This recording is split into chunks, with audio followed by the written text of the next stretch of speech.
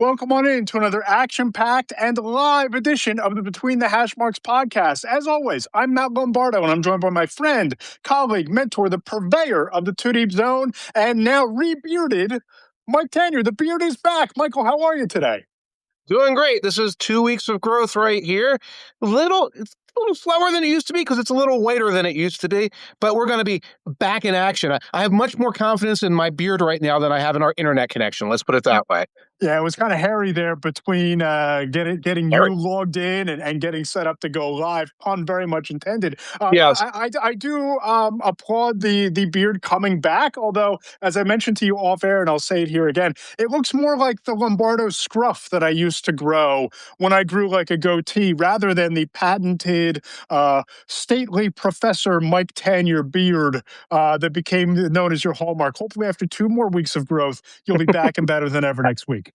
How old were you when you were growing the scruff? Was this to get into the bar scruff? Was that what it was? Dude, I think I just started going clean shaven like maybe 2 years ago. There used to be I used to go with a similar goatee and full scruff that you seem to have as your trademark, but nowhere near as exquisite as yours.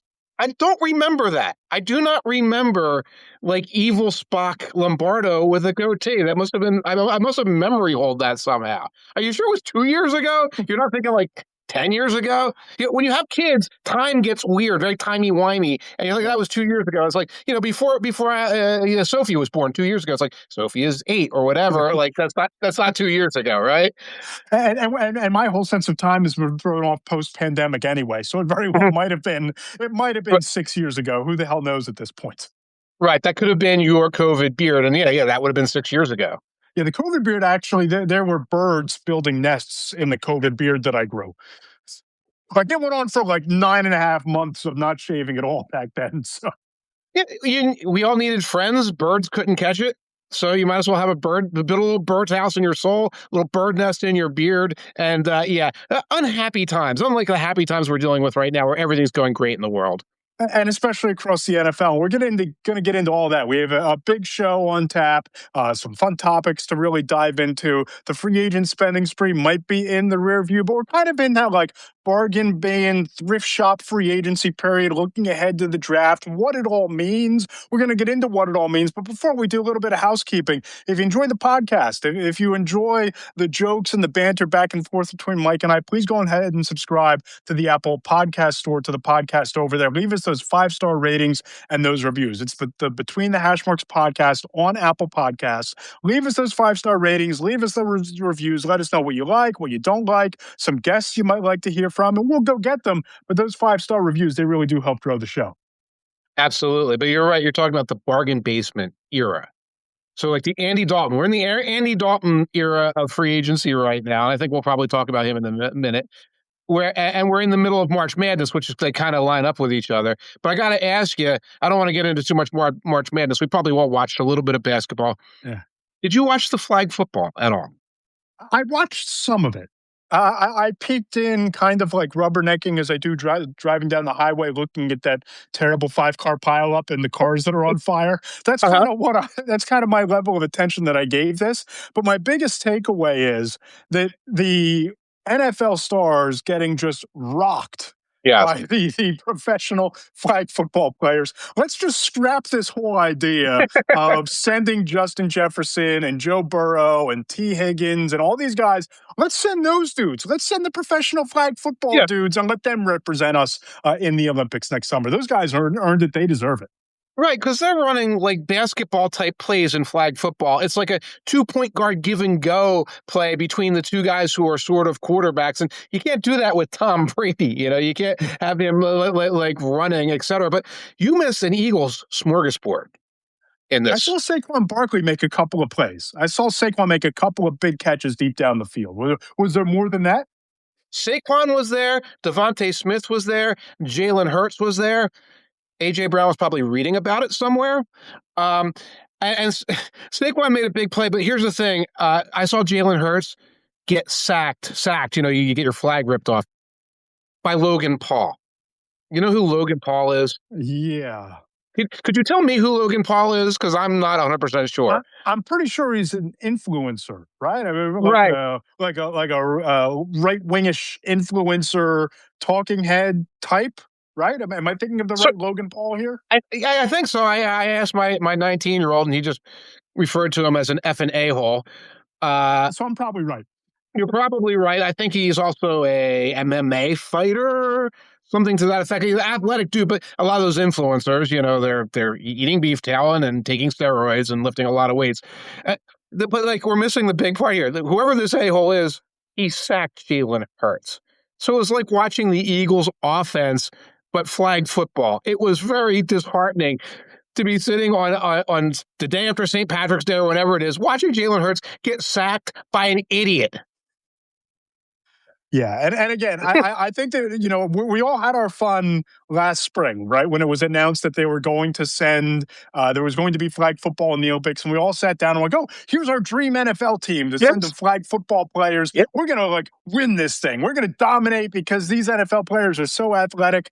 I just don't get the sense that that was the right move. The better move is before the NHL started sending professional hockey players to the Olympics, just sending the kids, sending the Yeah. amateurs. Let's send the dudes who play flag football every year, and this is their profession, and this is what they do, and it's a different sport. It really is. Yeah. From what I saw, it is like watching basketball plays. It is like Yeah. watching, Football. athleticism more so than like your 11-on-11 tackle football, strategy on strategy type of situation. Send the professional flag football players. Leave the NFL guys out of this.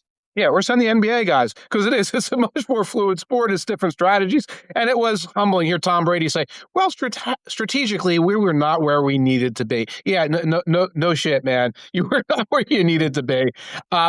It was entertaining. That's what I'll say about when there's Olympic flag football, I will wind up watching it because it is. It's like I'm watching a little bit of rugby, a little bit of lacrosse, a little bit of basketball, a little bit of NFL, and it'll be fun to see us compete at that level. It's like the movie Basketball. Oh, God. Yeah, or rollerball or Calvin ball. Yeah, I'm not sure which. And so while Saquon Barkley was off doing his thing and Jalen Hurts was getting sacked and Devonta Smith was there, it's been a really interesting offseason for the Eagles. We're going to get into some teams that I think really whiffed in free Okay. agency, and I think we're in agreement on a couple of those. The Eagles are kind of in the middle there. I feel like they did a really nice job of taking care of some of the young up and coming players. Like Landon Dickerson signing that extension is a pretty big, sneakily big deal in terms of keeping that offensive line together moving forward. But some of the moves that were made, bringing Dallas Goedert back, I can understand. Hollywood Brown feels like a piece of the puzzle, but it's not like they didn't knock it out of the park. But I don't know that they necessarily needed to either. Curious your thoughts on how this thing played out for them. That's kind of it. It's like they didn't backslide horribly, and we'll probably talk about some teams that backslid and lost guys. You look at defense; they found solutions to some problems. I think Reek Willen is a solution to a problem specifically, and you can solve your problem of losing Reed Blankenship a lot easier than you can find somebody like Reek Williams to solve your cornerback problem. On offense, the good news is that they're bringing the whole band back. The bad news is that they're bringing the whole band back. And as a, like if this was any other team, I'd like, oh, they held on to their key guys. And yeah, Hollywood Brown, Jahan Dotson is the invisible man. It doesn't make a difference, whatever.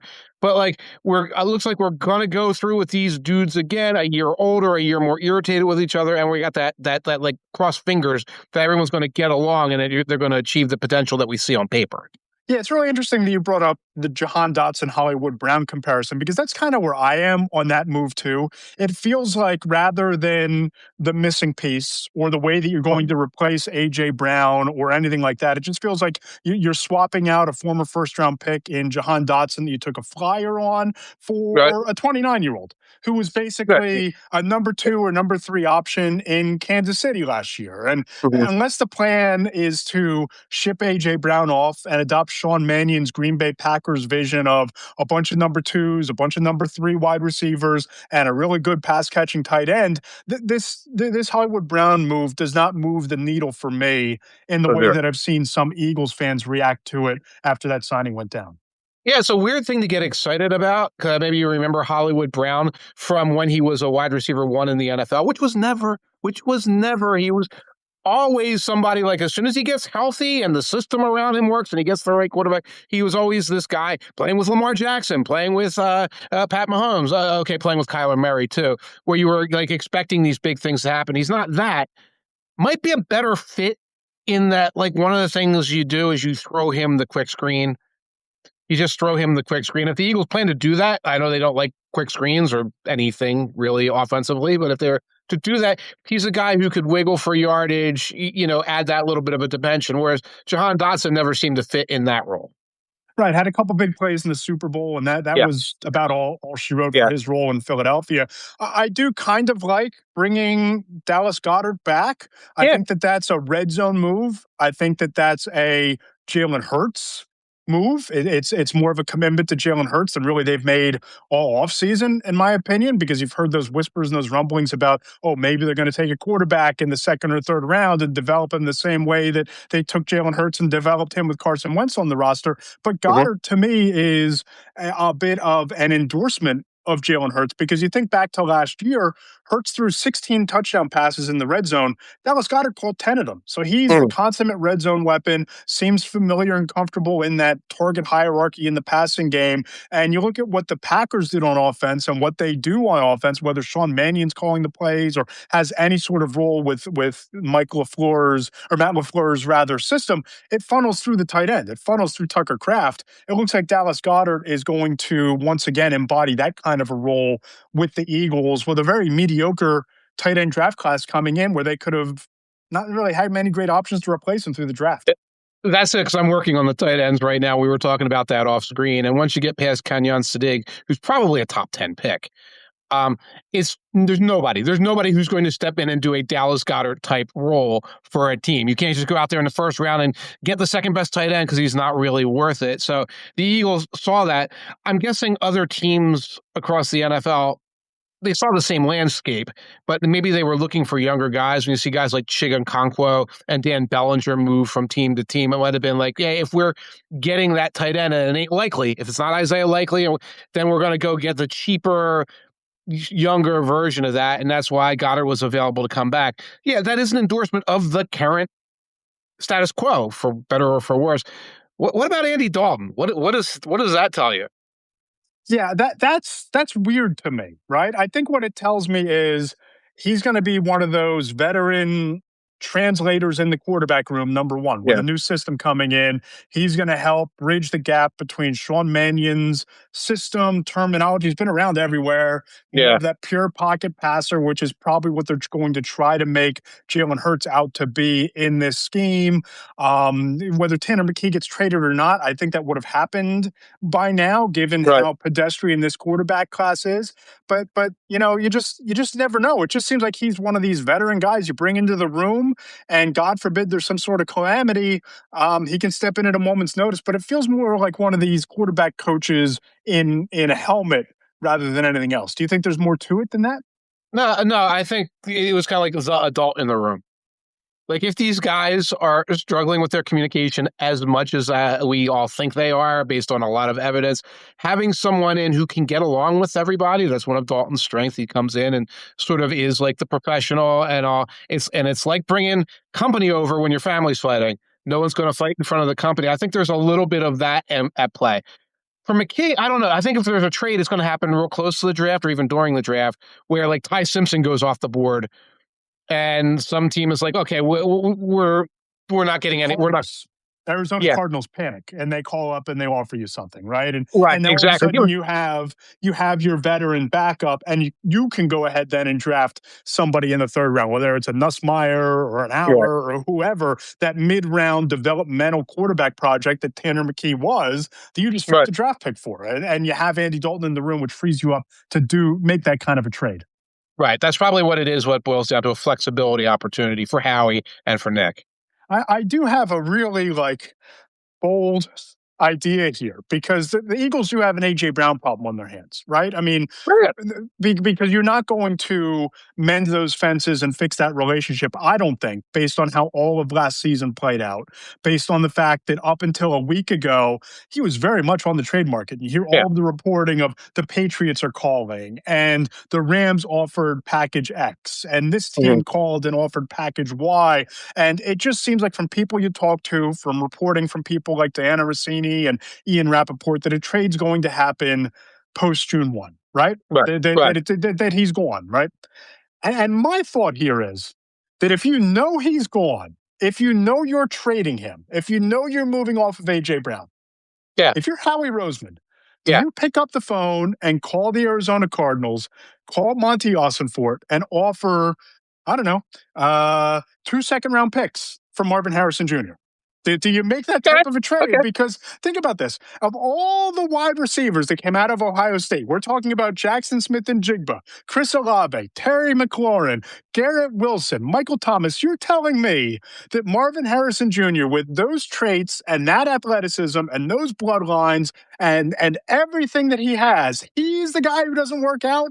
He's the total bust. Marvin Harrison Jr. is the bust? Or was he just a byproduct of a situation where his give a damn meter was completely shot, right? Because of his Right. surroundings. You're playing with Kyler Murray, Jacoby Brissett. You're catching passes from you at one point, during your career there. If you know you're trading AJ Brown and you know he's gone, do you at least consider doing something like that? If I'm Howie, I consider it. Yeah. I don't know if I'm Monty Ossenfort, who drafted Harrison and is trying to keep that thing together and also has more of the inside intel there. Like, how bad was his give a damn meter? He had an appendectomy last year that messed up the season to a degree. How bad was it a Murray versus Harrison's ego versus the fact that there are some diva tendencies that have been sitting around with him for a while? If you're Ossenfort and you're comfortable with the guy, you don't make that move. And if you're uncomfortable with the guy, then you bail on him. And then I start to worry, well, wait, what are the Eagles getting then besides like this unbelievable specimen of a dude who can jump through the rafters and has a last name that we were all very familiar with? Yeah, and he was top 12 in the league last year in terms of average depth of target at 13.9 yards, top 12 in the league in yards per reception at 14.8. So there is talent there, right? It's just the situation, I don't think it ever allowed him to flourish. And AJ Brown was 37th and 40th in those two categories. You're talking about smaller sample size with Harrison Jr., arguably worse situation in terms of quarterback. We can say that AJ Brown was in a worse system, worse scheme, worse environment for that particular 12-month sample size. But it just feels to me that if you know you're moving off of AJ Brown, Hollywood Brown can't be the guy. And I don't know at number 23, is Omar Cooper, is he still on the board? The kid from Indiana, is he on the board? Is he that much of a difference maker as a rookie? It just seems like you need to make some contingency plans if you're the Eagles and you're still all in on this core and on this offense without AJ Brown. Heck, I'd take a flyer on Harrison Jr. because he's probably the most valuable trade asset out there, and he's a wide receiver who you might be able to exchange some future draft capital for to a team that's looking to rebuild to get a guy that can help you now. I mean, if he's on the market, he is worth pursuing for all the reasons you just said. Not sure if the market is 100% there. That's the thing. And you are trading A.J. Brown for a younger headache, which, and again, like when you're getting a high-level talent, you're probably getting at wide receiver, you're probably getting some level of headache. You can't replace him with that. Nobody in the draft is going to be there. I think Omar Cooper is a good little ball player. You're talking about an RPO yak guy there. You're not like go get the ball deep on the sideline. And you can say, well, Devontae Smith could be the go get the ball deep on the sideline guy. I don't know if you want the RPO yak guy on the other side because that's an easy guy to neutralize. For sure. And it's just going to be really interesting to watch how the Eagles operate between now and through the draft at wide receiver and even afterwards, because if you bring A.J. Brown back, I have a hard time thinking that it's going to suddenly be different vibes. So that they walk on the field in OTAs and minicamp and everybody's going to be like singing Kumbaya and going to clubs afterwards. And the offense is going to be working. It just seems like there's this artificial deadline of like OTAs or mandatory minicamp, or certainly a hard deadline like June 1, where you need to figure out what is this going to be? Where's he going to be? And what's this offense going to look like? And who replaces that production in that spot in the supporting cast for Jalen Hurts? The other calculation here with your trade partners is the money's getting spent. Now the Eagles have to eat a ton of cap space, but you're still like trading part of that contract to these other teams, and one by one, their budgets reach a certain level. Okay, and if you wait until after the draft, of course, then teams will be like, oh yeah, we'll give you 2027 draft capital along the way. But then if you're Howie, that's like, well, then my asking price has to go up for anything for AJ Brown. So all these things, the reason why that trade never got done is because of the complexity of the salary, et cetera. And I think that those complexities don't change much in the days and weeks to come.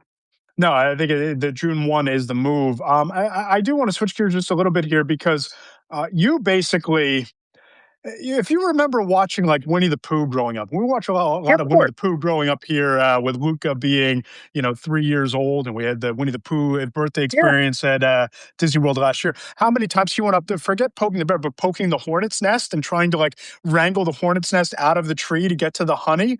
I feel like you adopted the Winnie the Pooh mentality over the last week on social media. I don't know if you were throwing darts on a board at teams that had lackluster off seasons and you landed on a target-rich environment with the Green Bay Packers, but you seem to have alienated and turned an entire fan base against you in the span of one Blue Sky thread last week. Matt, hornets don't make honey. Bees do. I'm sorry to have to go there. That just popped in my head. Like, where's he going with Winnie the Pooh? And it's like the hornets list. Like anyway, I'm not going to get sidetracked there. This is how I make enemies. Because I say shit like that, I apologize. Okay, but it was a bees. It was honeybees. Honeybees, of course. Yes. Right. He's just a puffy black rain cloud hovering over the honey tree. I don't know what happened. I honestly don't know what happened, except it's not that I was looking to anger anyone. I simply pointed out something very obvious about the Packers offseason, and that is been a disaster. It's been a disaster. And like a swarm of, let's say, drones protecting the hive and the honey, a lot of Packers media and bloggers and, of course, fans really came after me on this. And what was frightening about it is that their take was, no, this was a good offseason. Actually, we're doing great. And I realized that there was an intervention necessarily, that these aren't foolish people or angry people. These people are addicted to opioids. They have been huffing a lot of copium because their team, obviously, Packers fans, you know this. Every year, first round of the playoffs, you're the 7th seed, you barely get in, you do something stupid, you lose. Okay. It's been happening year after year. You traded your first round pick for a guy who got hurt. So now they're in, and this offseason, they lose their defensive coordinator. Then they lose a bunch of guys. So they've grabbed the copium bong or whatever you use for copium, and they start huffing. It's like, we're better off without all of those guys. And without a first-round pick. You wait and see. So I was left in this place where I started arguing with these cheeseheads, and I realized I shouldn't be arguing with them. I should be trying to help them, okay? Because they're suffering from a delusion. And I got a little weird because I felt like you were taking their side a little bit.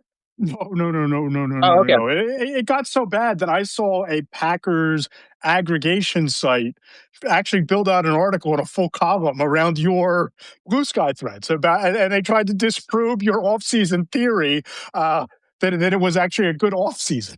And listen, I'm with you here. I look at what the Packers have done this offseason or didn't do, and it's so out of character to what they adopted over the last couple off seasons, right? Because you look back 2 years ago, Brian Gutekunst comes out and, so tosses decades worth of precedent in Green Bay out the window, and they spend big at free agency, top of the market, Xavier McKinney, bang, top of the market, Josh Jacobs, bang, 2 centerpieces, both sides of the ball. You're looking at a team now that you're actually taking steps towards building something. Last year, you walk into August and you're thinking to yourself, well, Jordan Love is this, and we drafted Matthew Golden, we gave him a weapon, we have Tucker Kraft, we're good to go on offense. Oh, Michael Parsons is available, bang, 2 first-round picks. We're going for it. See, those 2 off seasons, to me, those are winning, turn the tables, turn the fortunes of the franchise around. Those are the type of monumental off seasons you look at and you say, this is going well.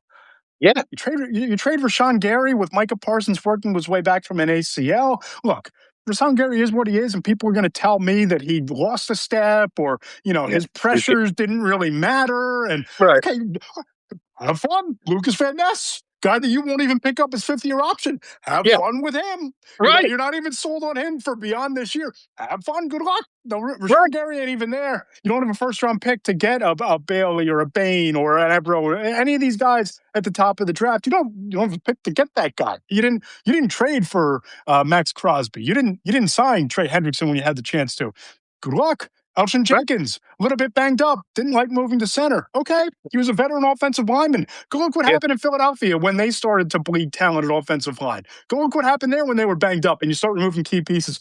What happened there? Oh, their entire offense fell apart. Oh, that was me. Who knows? It's a talent train out of Minnesota. And I look at it and it's just like, how can you defend what they're doing? And the cap situation isn't even that great. It's almost like they looked at this, they looked at the Micah Parsons draft capital that they had to trade, and they decided, okay, we'll work past this year and we'll spend next year. But to say that this was a difference-making positive offseason, I just don't see it. You're going to have to knock the draft out of the park. Right, without a first-round pick in a weak draft class, and you have to fix like 12 different little holes that open up. And every one of the conversations, it was kind of like arguing with a student who didn't do their homework, and no matter what, they have an answer, and it doesn't matter if the answers make no sense or don't add up. They're just trying to get to the point where you're tired and walk away. And it's like, okay, yeah, Rashawn Gary, that's addition by subtraction because he wasn't with the program here. And it's like, okay, you also lost Kingsley Enagbare, who was his backup, and all the things you said about Lucas Van Ness. You don't have the other edge rusher right now. Jenkins, everything you said was correct. Well, he wasn't with the program. It's like for the last 7 years in Green Bay, whenever there was an injury on their offensive line, Elgin Jenkins moved to that position and someone else stepped up. He moved to left tackle, to right tackle, to center. Now you're just, we don't need him anymore because Sean Ryan took over that. It's like, okay, you just lost your left tackle. Okay, Wallace, your left tackle, left for the Panthers. Don't worry about it because 2 years ago we drafted Jordan Morgan, and Jordan Morgan's ready to take over at left tackle. Oh, really? If he's ready to take over at left tackle, why wasn't he at left tackle? Why was the 7th round pick? You tried to insert him in training camp last year. I remember these things, he says. And it's like, nope, he's going to be our backup swing guard who's going to take over for Ryan when Ryan takes over for Jenkins. Now you're putting him at left tackle. You're going like this with your backups. With all your talent. If I hear from one more cheesehead, Romeo Doubs, you know what? He was fine. He was what he was, but he's replaceable. He led your team in receptions by 30 catches. He is not, I get it. The Tucker Kraft is going to be that offense, just like he's always been that offense, if and when he gets back, right? And you're hoping that Matthew Golden is going to take a bigger leap in year 2 than, say, Xavier Worthy made in year 2 in Kansas City. You're hoping that Matthew Golden is the alpha dog, but you're hoping. You know what Romeo Doubs is. Christian Watson, when he's healthy, he might be a Mike Evans caliber number 1 receiver, but when he's healthy is the consummate qualifier for him, right? You removed a weapon from a receiving core that lacks proven weapons. And as for this whole Rashawn Gary nonsense, do you know who's now starting? Projected as a starting defensive end opposite of Lucas Van Ness? It's Carl Brooks. And Carl Brooks is a decent player. 25 pressures last year. 50th in the league. He had 1 sack. He had 20 hurries. He played in 388 pass rushing snaps. I'm just not convinced that losing out on a guy like Rashawn Gary that you just traded away with Lucas Van Ness as your next best option until Micah Parsons gets back. I call me all the names you want. Make sure you call me skeptical that this works. Skeptical that works, and we're playing the same game at receiver, and we're playing the same game at offensive line. And I know when I'm listening to fan theory, okay? It's like you and I, we've covered the whole NFL for years and years and years. Like we read all sorts of different blogs, and we check all these different places. And I know when the fans have been telling each other a story over and over again for so long that it takes on a life of its own. For example, Eagles fans with Tanner McKee, where they're convinced that this is, I don't know who it's supposed to be. Brock Purdy. AJ Feely again. They're thinking it's going to net him a 2nd round pick and it's going to work out great.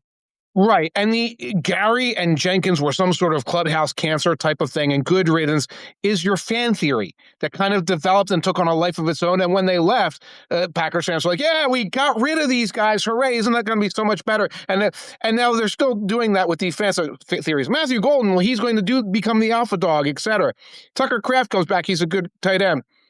Yeah, he comes back and brings that offense back to where it was, which was the one that fails in the end of the red zone and gets shut out by the Panthers and loses in the first round of the playoffs. Packers have to get better. Packers are not the Seahawks where it's like, well, if we hold on for dear life in the offseason, then that's pretty good for us, Or even like the Eagles, it's like, oh, we didn't lose that many guys, but we're division champ, et cetera. Packers have to get better. They have not gotten better. They have not added human beings to the roster that are better than the many human beings that they left, and they don't have enough resources in the draft to get better. We're going to get to this team in a second, more in depth, but they're kind of the anti-Bears. Because I look at what the Bears have done and what Ryan Poles has put together over the last two draft classes, what they've done in free agency this year. I think the Bears have created more separation with the Packers in that division, and Green Bay just doesn't realize it. Pete Olszewski checks in. The young talent didn't step up for the Packers. Team has no depth. Both lines are major concerns. Keith Keskin checks in. Sorry if I butchered the last name there, Keith. Mike, the difference between 55 receptions and 35 receptions is 20. Okay, 20 receptions. Good point. Thank you very much. I was correcting Matt about bees. With your whole mindset, yes. I deserve to be corrected about by Matthew. He led by 20 receptions, absolutely correct. And yeah, like a lot of the young players haven't panned out, but the ones who did, like the left tackle, like Quay Walker, they're gone too. Yeah. He's an athletic linebacker, and I like Zaire Franklin. Always around the football, great veteran presence. Maybe he winds up being an upgrade in Jonathan Gannon's scheme in the way that Kazir White was both in Philadelphia and in Arizona. But you don't just shake a tree and athletic linebackers with range fall out of them. And he goes and cashes in. The contract that you signed with the Raiders is a testament to the type of player that Quay Walker is, and that's another guy that you just didn't prioritize bringing back. Right, and you have. Franklin was a leader for the Colts for many, many years, and he's available in trade, possibly losing a step along the way. That might be what you're buying into. Why is your clubhouse captain suddenly available? You were talking about the Bears, and nothing ticks off a cheesehead like talking about how the Bears have clearly surpassed them. Just breezed past them in the last 2 years. The best thing about the Bears, they've done okay in free agency and all, is what happened to the Packers and also what happened to the Lions in free agency this year, where the Lions got rid of all of their edge rushers, just let them all leave, and then we brought in DJ Wonnum, who you mentioned that this dude has 25 pressures, Carl Brooks. I think Wonnum had 25 pressures in like 745 pass snaps or something like that. That's wild. So there was a wager that was made. Yes. Off of this Blue Sky thread. And I'm a part of this. I didn't get a heads up. I didn't get a text message. Hey, Matt, just so you know, we're gonna make this bet. And you might have to play a part in it coming up in January, one way or the other. But, let the people in on the bet that you made, because I'm kind of excited about it. Well, I made a bet with ranking Cheesehead Aaron Nagler. Some folks might know him from Cheesehead TV. Some might know him from his music career. Some might just know him as like one of these guys who's always on social media constantly, like he's got no other life. Aaron Nagler, great guy. We've interacted with him many times. Buddies at the Combine and the Senior Bowl. Good dude. Yeah, good dude. Good dude overall. Misguided, has been huffing the copium, probably has a little bit of a problem right now. And I said copium in his basement for all we know. There might be a cheddar flavored copium being grown in his house. Yes, cheddar copium is probably legal in New York now because he's a New York guy. And I said, name your terms. And he said, I was waiting for Packers make the playoffs. And he went with Packers win the division. Packers win the division were the terms. And if the Packers win the division, I have to come on all of my podcasts wearing a cheese hat. And we have to bring Aaron on here, and I have to extol his wisdom. I forget what exactly, it's in writing, what I have to say to admit that Aaron is the superior intellect. And I volunteered this podcast because the one I do with Shots has a corporate level. I couldn't do that necessarily. So if the Packers win the division, I have to make a fool of myself wearing the cheese head as long as the Packers are in the playoffs. The Packers could win a playoff game. It happened 2016. I forget when the last time the Packers won a playoff game. It's theoretically possible that they could do that. If they don't win the division, then Nagler has to do the same thing. He has to come on here and admit that I am the superior football intellect and the superior source of Packers knowledge. So. And no cheesehead under that case. So again, No, this is where I come in, because I just said that I'm looking forward to this, and I don't know what's going to be worse. How insufferable you're going to be when they are 8-9, and you're going to sit here and like gloat about how right you were, and poking the Packers fans in the eye even more than I like to do from time to time, or how humiliated you're going to feel wearing the damn cheesehead for weeks at a time. Insufferable. Me, insufferable. I don't get that. And again, I'm not poking these people in the eye. This is a health crisis among these people. I want them to handle their copium responsibly, and they're not doing that right now. So it's going to be an opportunity, a growth opportunity for Packers fans, and for Aaron in particular, who came out of the woodwork and suggested that I had unfounded opinions about the Packers. It'll be a chance for us to sort of like reset our relationship, so to speak, and I don't think I'm being insufferable by saying that I'm a superior source of Packers information to actual Packers reporters. What's insufferable about that? What? I think that when he comes on, I think you're going to be able to dial up the sarcasm, dial up the vitriol, and the "I told you so's," and I just feel I can see this coming. I know you. I've known you long enough to know that when you get a hobby horse, you decide you're gonna run the Kentucky Derby with this thing. Hobby horse, insufferable. I'm just going to say this, Matt. I've been running victory laps without Justin Herbert for 3 years, and I'm really tired. I'm really tired. I'm worn out from all the victory laps. So much winning here that I'm so right so frequently. And that's why I'm going easy on this. I didn't say that Nagler has to eat a cheesesteak. I didn't do anything like that. He doesn't have to come on wearing an Eagles cap or anything like that. I just said, go on and admit that, admit. I think it's going to be fun. I don't anticipate seeing a block of cheese on your head. I don't anticipate it, but if it happens, we'll get through it. We'll get through it together. We will get through it together. Yes. It'll be brief if it happens. And I had a little bit of a social media dust up of my own that we need to address here. Yeah. Just sitting around, and you know how I am. When I get bored, my brain starts like rattling off different things, or I want to put out some power rankings. The random thoughts. And I went on Blue Sky and I went on Threads, and I was like, just some back of the napkin scrawled out NFC power rankings based on what we've seen in free agency in the offseason so far. Mm-hmm. They were not all that well received. Some people liked them, but some platforms were a little bit less forgiving than others. Yeah, I'll read them off, because I'm going to tell you right now, I saw them and I'm like, usually I'm looking for an excuse to needle you, strictly for content. But I read those and I'm like, yeah, that's about right. Right? Read them off. Yeah. So number 1, Los Angeles Rams. Mm-hmm. Number 2, your Super Bowl champion Seattle Seahawks. Yeah. Number 3, the Chicago Bears. Yeah. Number 4, maybe a bit low, but only because of the power plant next to their practice facility causing injuries, the San Francisco 49ers. Number 5, Carolina Panthers, and 6, the Eagles. Now, was it Eagles fans coming after you? It was a little bit of Eagles fans, and it was a little bit of the same like Packer brethren who were like, what about Green Bay? What about the Lions? The Detroit fans decided to pipe up and say, where are the Lions on that list? Where's your investment in a pass rusher that you haven't made since time immemorial, right? Right. Are you going to overcome is this going to be the year that you overcome the injuries? Like, what's happening here? But yes, it was basically Eagles fans, Packers fans, Lions fans, and people who think that I'm a little bit too high on Carolina. Right, but it is funny because, both of our readership tends to be very Eagles heavy because of where we're based and who we covered. And Eagles fans will look at you putting them below the Panthers and be like, yeah, screw this. Yeah, right. I mean, treat us worse. That's how it is. Like you can't rip. If you put them below the Cowboys, it would probably be a problem.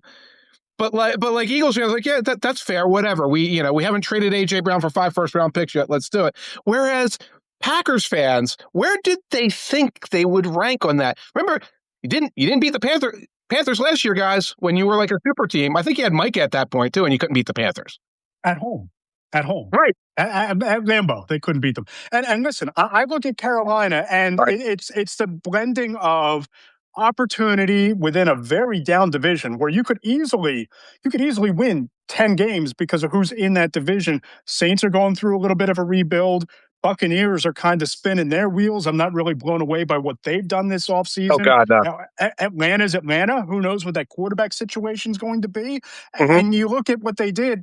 I think that Bryce Young is on the ascent. I think that you have Tetairoa McMillan, who's only going to get better from that rookie year. Jalen Coker's a nice piece. You get Jalen Phillips. You already have the J.C. Horn at cornerback. You bring in Devin Lloyd at linebacker. You've upgraded the talent at some really important positions with a young quarterback who I think is on the ascent in another year in that same system. And it just seems like the opportunity is there for Carolina to make a leap. Whereas I look at the Eagles, stayed new. Best case scenario, you've stayed about the same. You didn't really get a lot better. You didn't get a lot worse. But I think the Giants are going to be better. I think the Cowboys have the chance to be a little bit better than they were because they've kind of operated like a functional franchise for the first time in 25 years this offseason. So I just look at Carolina. It's the talent and it's the division that you're playing in that you can stack up some wins where I think that they're going to be a team that, at least from a record standpoint, people were stunned by the Bears record by the end of the year. I think you're going to be almost equally stunned by the Panthers just because of the easy schedule. Right, and I think you're higher on the Panthers than me, but none of that's like anything absurd. And when you throw the schedule in, we all think the same thing. By the way, I think it was Michael Redden. I apologize that it popped up and then went away. The 49ers should have 2 rankings, healthy and unhealthy. And like the 49ers healthy, I guess, would be right there with the Rams, and then unhealthy, they'd be down with whoever, the Cardinals or something like that. And that makes sense. But I mean, you can quibble with Eagles versus Panthers, I suppose. And I can see both Lions and Packers fans being mad at you about the Bears being that high. And maybe I'd slide the Bears down a little bit because, again, healthy 49ers, I feel like that's undiscovered country, and that could be really high. But those are pretty much the rankings. And if you're going to say 7, if you want to put the Packers at 7, that makes some sense. If you want to put the Lions at 7, that makes some sense. If you want to put the Cowboys at 7 and say, they draft one really good defensive player with what they got, and then they're the 7th because it's going to be 35 to 33 every week. That's not foolish, but that's like the Peloton. Yeah. And you're right. And the Panthers are above that right now, and I'm a big Panthers skeptic. They're above that. Did good in the offseason. Do have younger players moving their way up. Seem to have this we're gonna snipe you, we're gonna hit you in the kneecaps if you make a mistake mentality that works for them. Yeah, I would put them ahead of all those teams, including the Packers. And as far as the Bears go, look, I just look at the evolution of that offense through Ben Johnson's first season. Think back to like the first 5 or 6 weeks, and Caleb Williams is kind of finding his way, really inconsistent. They double and triple down on running the ball with DeAndre Swift and eventually Kyle Monangai, and it's a lot of scrambles from Caleb. And by the end of the year, it's a pretty functioning, balanced offense between, we're going to lean in and we're going to ground and pound with Kyle Monangai, but Caleb's going to beat you in the last 2 minutes because he's figured it out and he's more comfortable with Rome Odunze, and Colston Loveland's finding his own. What is that all going to be in not week 2, but year 2? Right? What's this going to be for Caleb Williams walking into that situation where Ben Johnson has more of a familiarity with what Caleb does best? Caleb is more confident in that scheme. All of these young weapons that you've drafted are all developing all at once, and it just seems like they're a team that's more on the ascent than someone like, say, the Eagles or the Packers or the Lions. And that's why I think that the Bears have that separation within the division. I apologize because your name disappeared here, but the Bears get the first place schedule, the Lions get the 4th place. That's a 3-game swing in the Lions' favor, so they're my comeback pick in 2026. That's fine. I think we're doing strength of schedule kind of early here because like you have to see how these things really line up and who's where and who did well in the draft. I don't hate that, but the Bears, you can't strength of schedule with the Bears. They were beating bad teams early in the year barely, and they were beating good teams by in the year barely, or not that, sometimes not barely in a few cases, like against the Eagles. I mean, they go into Philly and they run them off the field. I mean, they just run it down their throats and no answers. Then you go into the playoffs and they beat the Packers. Yes, it took late game heroics, but they came back and they beat the Packers. And they came back to take the Rams into an overtime situation where DJ Moore kind of loads it on a deep ball, and he's not there anymore, right? But they've shown that they can hang. They've showed that they can beat playoff caliber teams. And maybe it's projecting on my part, but I just look at the whole situation going from what they were to what they have the chance to be, and I'm pretty high on them. Yeah, when you see a quarterback getting better throughout his second year, that's probably actual development. Yeah, especially when, again, the schedule's getting harder and he's getting better. Not like, he hit this goofy thing where he kept playing like the Jets over and over again. So that's probably development. And then when Burden and Loveland are developing alongside of him, like that's probably the progress under the first-year coach that you were hoping for. That's the best conjecture we can make. And that's why I look at the Bears and say, yeah, right now they're number one in the NFC North, which is a very competitive division. Absolutely. And former NFC North, either thorn in the side or folk hero, if we're still speaking to Cheesehead Nation, Aaron Rodgers. What is going on there in Pittsburgh with Aaron Rodgers? Because it seems like it's still the waiting game, and it still seems like I remember last year walking out of my house to pick my daughter up at the bus, and I recorded a quick video. Mandatory minicamp starts tomorrow. Aaron Rodgers will be there. He signs with the Steelers. I feel like I'm going to do something similar this year. This could drag on through the draft and then up to mandatory minicamp. We're going to have the same selfie-style video. Aaron Rodgers is back. He's going to the Steelers. Do you think anything differently plays out there? Rodgers' goal is to get past the window of you picking your kid up at school. He wants to get in the late June. Late June. So like a video with fireworks playing in the background and a parade going by. Happy Independence Day. Aaron Rodgers finally signed. Hey, it's in Latrobe. He's riding in the Corvette with the top down, waving as the parade into Latrobe when training camp kicks off. As George McKinney just said, neither side is talking, and that's a pretty accurate way of putting things. Like Rodgers is deflecting whenever he's like popped his head out. Mike McCarthy spoke, and it was the most generalized, broad, weird. He sounded like somebody who was going to see his ex-wife at a wedding and wasn't really looking forward to it, but trying to be a grown-up about it. Very strange vibe there. I just go back to Omar Khan's comments, and we're going back now a month to the Combine, where it's like, it's not going to be like last year. There's going to be timelines. There is no timeline. All of free agency just passed. All of like the other compromise solutions, I guess, besides maybe Kirk Cousins or something like that, are already off the board. Rodgers has already did the thing that gets him his jollies, which is make you sit around and wait until you have no other choices but him. They even went so far to trade for Michael Pittman Jr. You have DK Metcalf, you trade for Michael Pittman. You have two receivers now. Come on back. Come on back. Come to OTAs. Get your timing down with these guys. Start the season early. And no. Sign a contract. Sign a contract and then say, I will see you in training camp. But at least you can plan for me being there at training camp. I am a superstar. I'm not going to be at your OTAs. I actually spent a year with the program last year, so I kind of know things, whatever. But sign the contract. Somebody said I would take Aaron Rodgers over Kyler Murray. I would take Aaron Rodgers over Kyler Murray if I had a contract. Yeah. Michael Allen Brewer is asking if Cousins is still a free agent. I think he is still a free agent. Yeah, he's still floating out there. And I don't even know that it would be all that expensive to sign Kirk Cousins. I mean, his agent is already in the Sports Business Hall of Fame. He's already, the amount of guaranteed money that Kirk Cousins has collected throughout his career. At this point, it might just be situation shopping for him.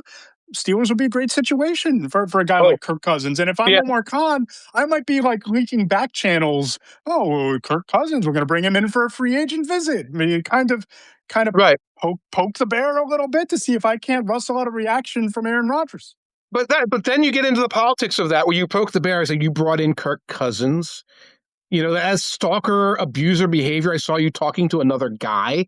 And Rodgers says, well, then I'm retiring. And meanwhile, Cousins goes in and it's like, so does this mean Aaron Rodgers is off the table? It's like, no, Aaron Rodgers is still on the table. And Cousins is like, you can't use me like this. Like, I'm not going to put in a situation where I sign something and then Rodgers shows up. That's not, I have dignity too. At least when the Raiders talk to me, they say, well, will you be the bridge for Mendoza? They're not like lying to me. So you get into that weird nether space where not having Rodgers under contract makes everything sort of socio-political and strange. As everything is with Aaron Rodgers. Free agency, the fireworks show has ended. We Yes. touched it on the top. It's kind of the bargain bin, the thrift shop signing period, but there's still some unresolved moves, some drama yet to come, some trades that happened and then didn't, some lingering question marks. What's the biggest development that you're waiting, other than Aaron Rodgers, to see how it plays out? Watching the 49ers and Trent Williams very carefully, this has turned into one of those 49ers boondoggles, which happen from time to time with contracts. You might remember Brandon Ayuk. I believe that we shot him into space recently. I don't know what happened to Brandon Ayuk, but that turned into a boondoggle, which turned into a bigger boondoggle. In this case, Williams wants a restructuring, wants more guarantees. I think the 49ers, A, are worried about his age. B, are the 49ers and turning everything into 6 months of complaining financially. The 49ers got Williams because of a big brouhaha with the Washington franchise. Now, there was a medical element to that where, how unprofessional they were, where he was actually mad at their training staff, et cetera. But Williams is the kind of guy who you can't expect to just sign the contract and be like, well, I capitulated. And the 49ers aren't good at handling this. Yeah. So there's a chance that they have a Hall of Fame-ish, still Pro Bowl-ish level left tackle that a veteran team is counting on. And we don't know when he's showing up and for how much money, and whether this explodes in their face and becomes something Ayuk-like or becomes just 2021 Trent Williams-like. Right. What do you have? And when do you solve that?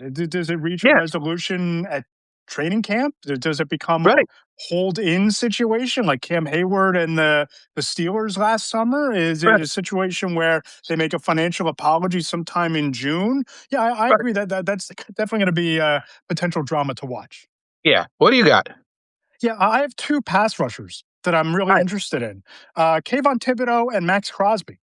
Because the Giants keep kind of signaling that they're moving on from Thibodeaux, or at the very least that they're gauging interest in the trade market in Kayvon Thibodeaux. But it's such a deep pass rush class, right? We kind of criticize this draft, you and I, on social media and just in text messages. But the one area where it's really strong, just like free agency, was pass rushers. You have Arvell Reese and Ruben Bain. They could be legitimate force multiplying difference makers for a defense. David Bailey is kind of in that mix too. There may be 8 pass rushers with first round grades in this class. And then you still have guys like Zion Young and Denai Dennis-Sutton and Akeem Messidor that when you talk to scouts and executives seem a little bit higher on than maybe media and the fans are. But the Giants, they just seem to they're holding on to Kayvon Thibodeaux. So I don't know whether you let the draft play out and then you pick up the phone and you start calling teams that maybe missed out on some of those guys because of, you think about how strong the free agent class was, how strong the draft class is. That's kind of depressing the market a little bit. But what happens with Thibodeaux, and what happens with Max Crosby? Because are the Raiders actually going to kiss and make up there, and he's going to play out the year, and everything's going to be hunky dory? But if I'm the Raiders, maybe the Bills or the 49ers make some sense that you call up and say, hey, I know that bad medical is out there. It's not going to be 2 first-round picks, but trade us a second-round pick. Or if you're the Patriots and you have $31.5 million in cap space, you have to replace, K'Lavon Chaisson. Do you call up and offer the 31st overall pick for Max Crosby for a team that just went to the Super Bowl but had its defense exposed in that game? Do you call up the Raiders? So those two edge rushers, to me, they're going to be one of the more interesting latter offseason storylines to watch. I feel like the Giants, if they were to lose Thibodeaux and Evan Neal, they just wouldn't know what to do anymore. They know all the internet passwords or something like that. And in Thibodeaux's case, he, as opposed to Neal, Thibodeaux has trade value because he can play football. It's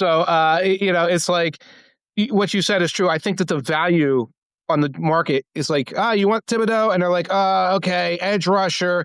His give a damn meter kind of goes up and down a little bit. We can get guys in the draft. Hey, you want a 6th-round pick? And they're well, for a 6th-round pick, we're just going to keep him and rotate him behind the guys we got. Crosby, everybody really has been working on the emotional element of that since the Botch trade, where Crosby has given quotes about being everything happens for a reason. I was never meant to be there. I'm back with the Raiders. I'm comfortable with this. The Raiders made all kind of soothing, smoothing sounds. So it would feel really weird for them to turn around and move him again. It sounds like when they realized that trade wasn't going to happen, everybody got the chocolates and the flowers out and said, let's get through another year with this. One more year. One more year. The dude's getting paid money hand over fist. He realizes that they can all do this all again next year, but it would just be strange from the politics of how they've approached this for them to go out and try to make another blockbuster out of this. And I'm guessing a lot of teams who might pick up the phone and be like, seriously? You know, like somebody says, like, wait, you guys, like, I don't want to be sloppy seconds in this situation.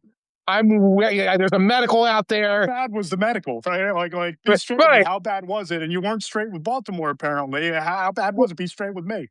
Right. How bad was that? How much of this, what weird smoky stuff might be going on the side that led to that thing? Teams would be like, hey, you know what? We have our budget and we have our structure, and they give them that routine. So I don't necessarily see that one being one where they move. Before we get out of here, quick shout out and congratulations to Mike Westhoff, veteran special teams coach and coordinator, formerly of the New York Jets, New Orleans Saints, Denver Broncos, friend of the pod, among his other stops in the NFL, just recognized by the Pro Football Hall of Fame as its Award of Excellence recipient for this year. Friend of the show, you and I both know him fairly well over the years. Innovative when it comes to special teams concepts and how teams coach and play that position. Really well-deserved honor. Happy to see him honored by the Hall of Fame. Phenomenal. Good guy with the media, of course, was always very gracious with us. We've had questions over the years, et cetera. And yeah, just a legend in almost like a pioneering special teams coach, because he was one of the early ones that was like, well, you're a coordinator and you have these jobs. So fantastic. I'm glad he got that. Great news for Mike Westhoff. Absolutely. What do we have coming up on the Two Deep Zone in the days and weeks ahead? We are starting to pivot to draft coverage, and may the Lord have mercy on our souls trying to cover this particular draft. But folks, you're going to start seeing some of the scouting reports come out. You're going to see, some of the lists of running backs, talking about Jeremiah Love, talking about Drew Aller. We're going to be doing a little stuff on that. A lot of things like that. How are you going to get through this little bit of doldrums on your end of things, Matt? Yeah, so the Between the Hash Marks podcast interview on Sundays that we're up there on the site right now. Josh Gesky, Illinois offensive guard, rising at the position. Go listen to the interview. Seriously, really cool kid. And I love, when I was in locker rooms every day, I'd always make a point to spend 5 minutes chatting with the offensive linemen, because they're like the most revelatory. They love to talk. They'll really break down the game to the next level. I learned so much from that conversation with Josh about what it takes to win in the trenches. I think people will enjoy that conversation. Might have another interesting and really special guest, veteran player, coming up this Sunday. Don't want to tease it by name because we're still trying to lock down the timing, but be on the lookout for that. We'll have the mailbag on Friday where folks can ask me their questions, and I'll pose them to executive scouts and coaches around the league to get their answers. And over the next few weeks in the Monday morning column, get ready for big boards. We'll have the top 10 offensive players, top 10 defensive players, and the Monday before the draft will be my one and only mock draft. Phenomenal. Yeah, we're going to get through this. I might be doing a mailbag next week too, the pre-Easter Holy Week penitent, whatever you want to call it, mailbag. So we'll be doing that in addition to some draft coverage. As always, if you enjoy the podcast, please subscribe to Between the Hash Marks podcast in the Apple Podcast Store. Leave us those 5-star reviews and ratings. They really do help grow the show. If you watch the podcast but you don't make the live episode, you can check it out on my YouTube channel. Subscribe there at Matt Lombardo 975. If you enjoy Mike's brand of firebrand storytelling, the dad jokes, the sarcasm that gets woven in, be sure to subscribe to the Two Deep Zone on Substack. You can subscribe to Between the Hash Marks on Substack as well to get my features and my reporting. Mike, this has been a ton of fun. Look forward to a couple weeks from now to get back together, and hopefully the beard is even more impressive and in better shape by the next pod. Great progress so far. Thank you very much. And it's not like they get shorter.